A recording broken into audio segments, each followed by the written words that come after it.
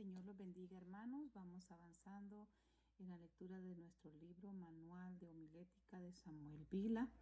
Gloria sea al Señor. En este video nos corresponde leer juntos el capítulo 13 para la gloria del Señor, así como lo vemos acá, que se titula, este capítulo va a desarrollar el tema de la preparación del sermón. Empezamos en la página 177 para la gloria y la honra del Señor.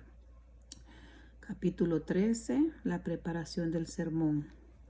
Dice así: el valor espiritual del mensaje evangélico consiste en el contenido del sermón, pero a los ojos de mucha gente ni el plan homilético ni el valor de los argumentos importan tanto como la habilidad del predicador en pronunciarlo. Se dice que Whitefield era más popular que profundo, mientras que Wesley era más profundo que popular. ¿Por qué?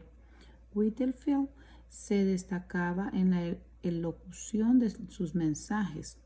No se explica de otro modo el hecho de que conmoviera a grandes multitudes que se deshacían en lágrimas ante sermones que al leerlos hoy día nos parecen muy vulgares y sencillos. Contenido y expresión. Mucha gente, si tuviera que elegir entre un predicador que habla bien y uno que presenta magníficos sermones homiléticos, elegiría al primero y le conceptuaría como gran predicador, por más que su exposición homilética dejara mucho que desear.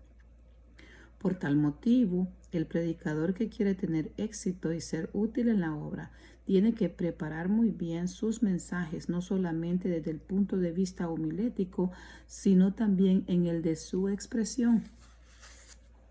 Debemos hacer notar que un sermón sin preparación homilética es mucho más fácil de ser presentado con aires de grande oratoria que un sermón homilético.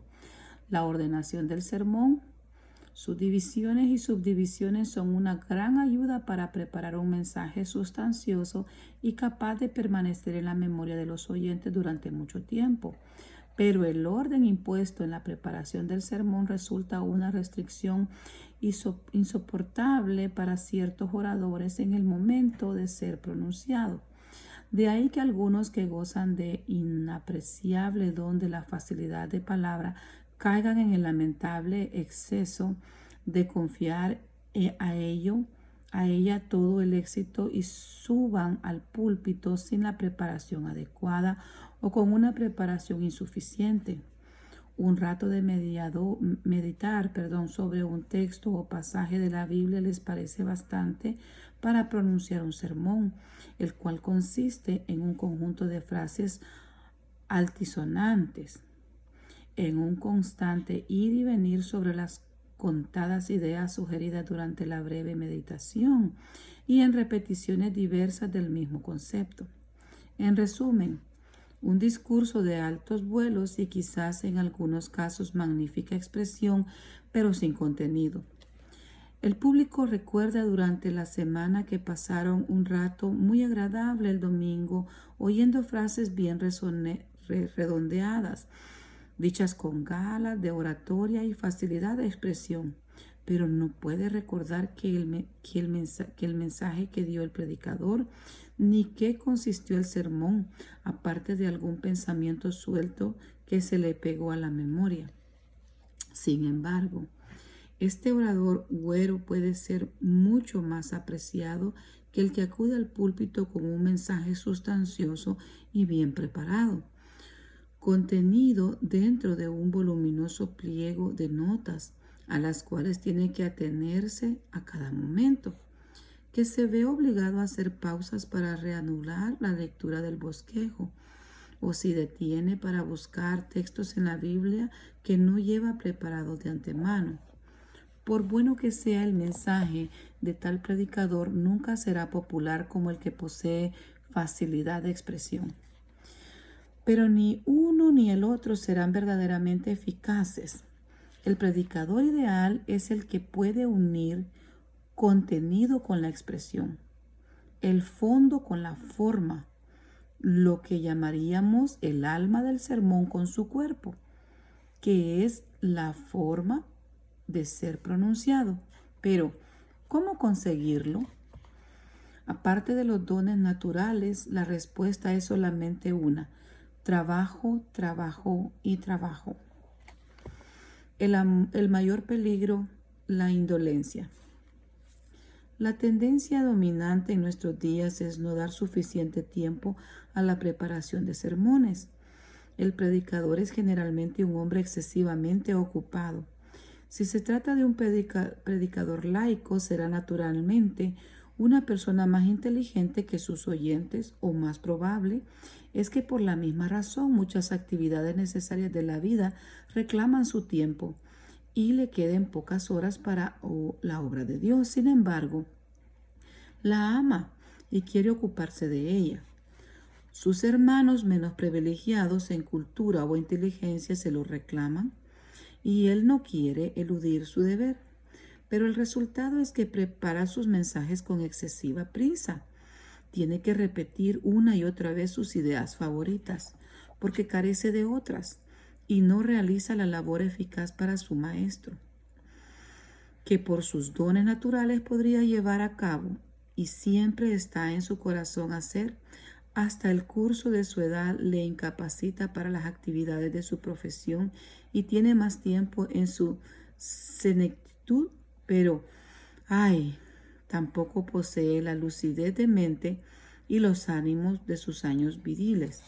Por esto, a pesar de la controversia que existe entre diversos sectores cristianos sobre este punto, es todavía oportuna la recomendación apostólica a desembarazarse de los negocios de la vida. Segunda de Timoteo 2:4.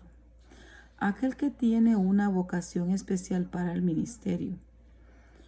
Es verdad que ello impone una carga al pueblo de Dios y esto es siempre sensible para la conciencia delicada y consagrada al Señor que tiene que recibir tal ayuda, pero es la mejor manera para que el servidor de Dios pueda hacer una obra totalmente eficaz. Con tal privilegio entra, empero, el predicador en una gran responsabilidad.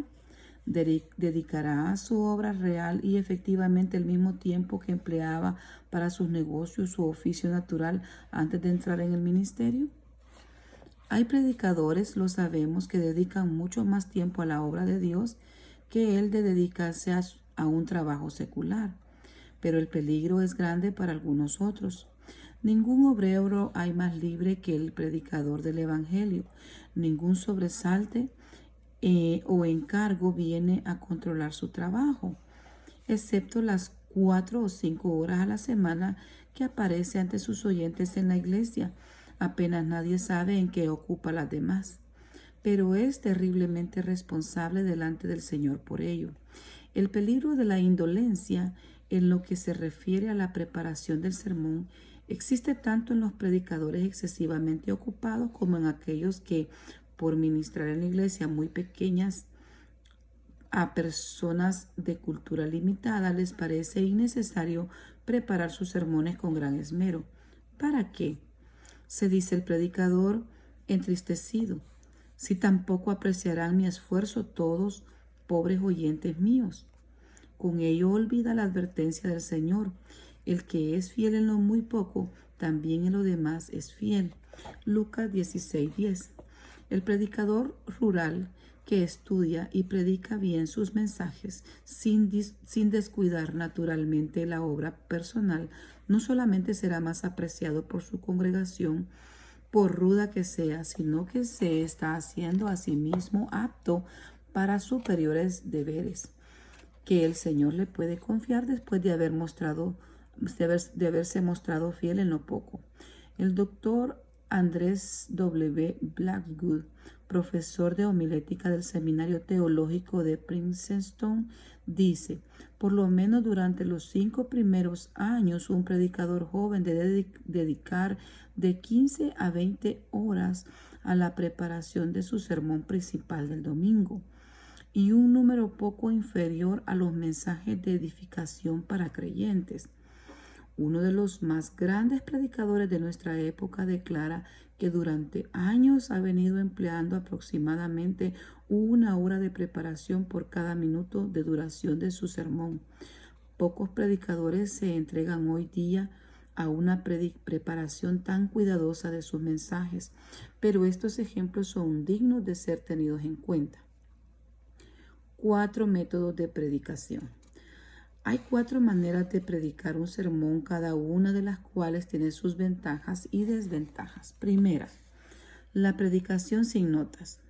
A esta clase de predicación nos hemos referido al describir al predicador que se prepara insuficientemente, pero nadie crea que este sea el caso de todos los predicadores que suben al púlpito sin notas. Algunos predicadores de privilegiada memoria pueden predicar sin notas sermones homiléticos y sustanciosos debido a la esmerada preparación que ha hecho del tema por días y semanas. No improvisan de ningún modo, aunque lo parezca, sino que llevan en la mente el plan del sermón con todos sus puntos y sus frases más importantes. No obstante, están libres de ampliar y añadir cualquier idea oportuna que se les ocurra en el momento de la elocución. Alexander Maclaren nos dice que acostumbraba tener fija en la memoria la primera y las últimas 4 frases del sermón, así como sus divisiones principales. Con muchas horas de estudio llenaba su mente de aquellas verdades que deseaba comunicar a sus oyentes y dejaba a la inspiración del momento la forma de expresarlas. Pero, ¿cómo puede verse? El famosísimo predicador y escritor no subía en modo alguno al púlpito sin la debida preparación. Este es el procedimiento ideal para predicar, pero pocos predicadores son capaces de adoptarlo por la extraordinaria capacidad mental que requiere. Segundo, memorización del discurso. Algunos predicadores dotados de buena memoria, pero faltos de valor y habilidad que requiere el método anterior, han adoptado el sistema de aprender el sermón de memoria. En Francia, durante el siglo XVII, grandes oradores católicos romanos alcanzaron fama por sus sermones dichos de memoria, pero pocos oradores son capaces de tal hazaña memorística. Por lo demás, aun cuando el predicador, puede poseer buena memoria y facilidad de palabra, puede dar con este sistema una impresión bastante parecida a la predicación sin notas. El púlpito se apercibirá de que no habla con entera libertad, sino encadenado a un manuscrito que no por no aparecer en el púlpito se hace menos evidente.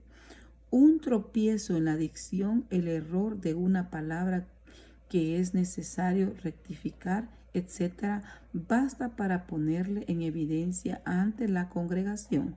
Y cuando ésta se apercibe de que no está inventando el sermón, sino que recitándolo, por bueno que sea, menospreciará al predicador y sospechará, aún no sea cierto, que la lección aprendida de memoria no es suya, sino de otro.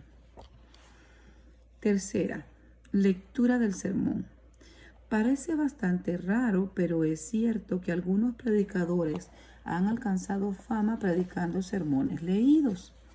Este procedimiento es, naturalmente, el más eficaz para pronunciar sermones gramaticalmente perfectos y ricos en contenido, pues el manuscrito puede ser pulido a la perfección, evitando pérdidas de tiempo en repeticiones enojosas, a lo que tan expuesto se halla el predicador que habla sin notas y con poca preparación. Predicadores como Hooker, Taylor, Newman, Lyndon, Farrar, Jonathan Edwards, etc., y otros que se han ganado la estima de multitudes leyendo sus sermones, pero ¿qué modo de leer? El presidente de la Universidad de Harvard solía enviar a sus estudiantes a la capilla donde predicaba Van Dyke. para que aprendieran el arte de hablar en público. Ciertamente, Van tenía un manuscrito con el sermón escrito palabra por palabra, pero todo el mundo sentía que, además de que el papel estaba el sermón escrito sobre su mente y su corazón. De vez en cuando este maestro de multitudes bajaba la cabeza, quizás al principio de un párrafo, pero la mayor parte del tiempo se mantenía mirando a sus oyentes frente a frente. Se adivinaba que habría podido predicar el mismo sermón de haber traído al público solo sus puntos principales o principios del párrafo, y que solo una extrema precaución le inducía a tomar el sermón entero. En cambio, el lector ordinario de sermones se hace siempre monótono, por buenos que sean los pensamientos que expone, y no digamos nada del mal lector, el cual resulta insoportable. El método de llevar todo el sermón escrito al púlpito no es recomendable en todas las ocasiones por las razones siguientes. En primer lugar, porque el predicador confiado en sus manuscritos puede descuidar aquella asimilación del sermón que permitía que Van Dyke leerlo sin leer. En segundo lugar, el temor de apartarse de la perfección gramatical del escrito le impide lanzarse a expresar ideas sugeridas en el mismo momento de la predicación. Estas son, sin embargo, las mejores muchas veces, y en todos los casos las que pueden expresarse con mayor facilidad y elocuencia. No arguiremos nada en contra del método desde el punto de vista de impedir la acción del Espíritu Santo, porque éste puede inspirar al predicador tanto en el púlpito como en el gabinete de estudio. Pero lo cierto es que no parecerá a los oyentes tan inspirado por Dios lo que van a leer, como lo que oyen de labios de un predicador que, con la vista fija en el auditorio, pronuncia las palabras con la actitud de un verdadero profeta de Dios. Según el antiguo dicho, la mujer del César no solo debe ser honrada, sino también parecerlo. El servidor del Señor no solamente debe ser real y verdaderamente inspirado por el Espíritu Santo, sino que debe dar la sensación de que lo es en todas sus actividades. Un sermón realmente bajado del cielo, obtenido con mucha oración, puede perder gran parte de su eficacia al ser pronunciado por su predicador monótono o exaltado con exceso, quizás por correr parejas su corto juicio con su sincero fervor espiritual. Tanto el sermón recitado de memoria como el sermón leído, por bueno que sea, pierde mucho cuando el púlpito se da cuenta de que no son espontáneos. Cuarto, predicación por bosquejo. La mayoría de los predicadores usan este método porque reúne las ventajas de los tres anteriores sin caer en los inconvenientes. Este sistema exige menos horas de preparación y no requiere tanto esfuerzo nervioso y mental en el púlpito como los dos primeros sistemas mencionados, ni corre tanto peligro de monotonía como el del método tercero. Las notas breves, al par de ser un gran auxilio para la memoria, no imponen ninguna barrera al predicador, como ocurre con un sermón escrito palabra por palabra. Si el predicador sabe cómo hacer notas y cómo usarlas, podrá mirarlas tan discretamente que el público apenas se dé cuenta de ello. Prácticamente, empero, pocos predicadores saben hacerlo sin delatarse ante el público. Un predicador experimentado puede usar notas extensas, especialmente cuando su edad empieza a fallarle la memoria. Su experiencia en la predicación le permitirá usar sus notas con bastante liberalidad, por amplias que sean, y añadir o quitar de ellas de modo natural sin que el público lo note. Pero un predicador novicio difícilmente puede hacer esto. Y es un triste espectáculo verle tembloroso y atado a las notas extensas, obligado a mirarlas a cada momento y arrastrándose, por así decirlo, sobre un extenso manuscrito cuando se halla en edad de volar. El uso de las notas extensas que un excesivo temor induce a considerar como necesarios en los primeros tiempos a algunos predicadores puede convertirse en un hábito vicioso cuando ya no las necesite realmente. El profesor Blackwood, antes citado, afirma que la extensión ideal de las notas para un buen sermón de 35 a 40 minutos no debiera de exceder de 2 cuartillas de letra grande y clara. Sería una equivocación tratar de ceñirse a tal espacio escribiendo en letra pequeña, porque su lectura se haría entonces más difícil y llamaría más todavía la atención de los oyentes, siendo en tal caso preferible usar más cuartillas. Las notas no deberían contener sino palabras claves que sean como señales para el predicador en un camino que debe haber corrido ya varias veces dentro de su mente, de suerte que una palabra u otra corta frase sea suficiente para recordarle todo un argumento. ¿Cómo preparar un buen sermón? Un predicador al cual se le preguntó ¿cuál de los 4 métodos anteriormente descritos usaba para su predicación? Respondió con aplomo: uso los 4 a la vez, y explicó. Primero formulo un plan de sermón con su tema, texto, introducción, puntos principales y aplicación o conclusión, lo que me ocupa generalmente una sola cuartilla. Luego escribo el sermón palabra por palabra en unas 20 o 30 cuartillas. Lo reviso cuidadosamente, tanto como el tiempo me lo permite, quitando de aquí y añadiendo allá. A menudo cambio ideas de lugar usando tijeras y goma. Cuando la obra me parece completa y bastante perfecta, trato de memorizarla, predicando el sermón mentalmente muchas veces en mis horas de desvelo y alguna que otra vez a las sillas de mi escritorio.